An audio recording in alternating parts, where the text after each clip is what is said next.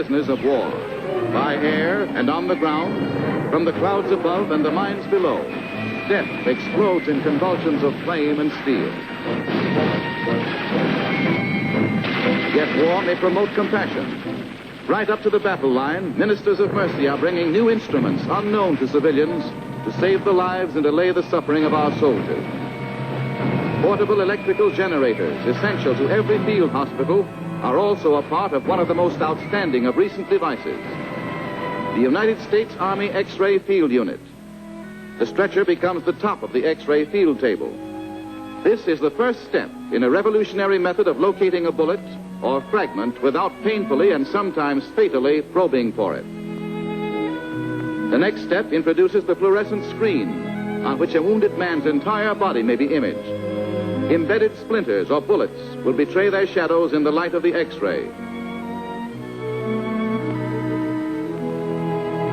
The shadow probing proceeds painlessly, adding no shock to a battle shock system and tearing no tissue in guesswork probing. And this is but one of almost countless devices which science dedicates to our wounded heroes. And there it is, a bullet deeply embedded. The next step brings in a mathematical marvel called the biplane marker. To ascertain the bullet's exact location, 3 centers will be fixed with their corresponding angles to the apex, the bullet.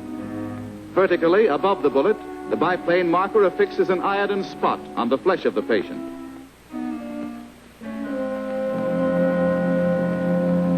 Another center will determine the second of the 3 angles, and its calibration will also register itself on a scale in terms of centimeters. With the 3rd center located, all equations are present, and triangulation solves the problem as easily as sums show up on an adding machine.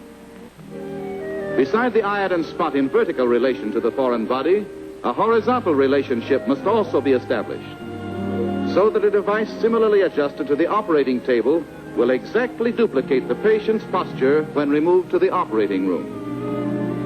As in the vertical marking of iodine, the dot indicating the horizontal direction is also registered on the scale, after which the patient is ready for the surgeon. In the operating room, the charted calibrations of the biplane marker guide the surgeon's assistant in adjusting the intricate mechanism of a reorientating device. Its function is to indicate the precise position of the patient's body, as it was when the biplane marker applied the iodine spots. If the posture is altered, all measurements, as well as the pointer's direction toward the bullet, will be thrown out of true. The device is now clamped into position on the operating table.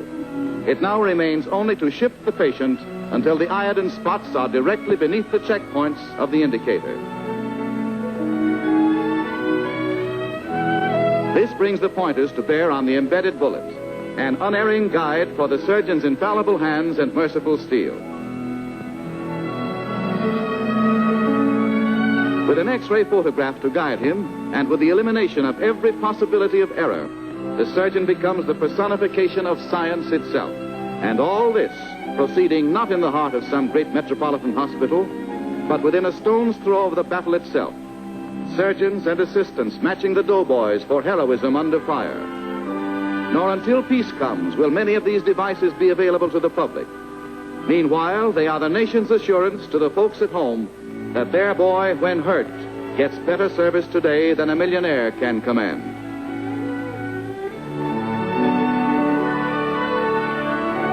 Another unsung victory, another contribution to our soldiers, to whom Uncle Sam pledges the honor of a nation and the highest skill modern science can provide.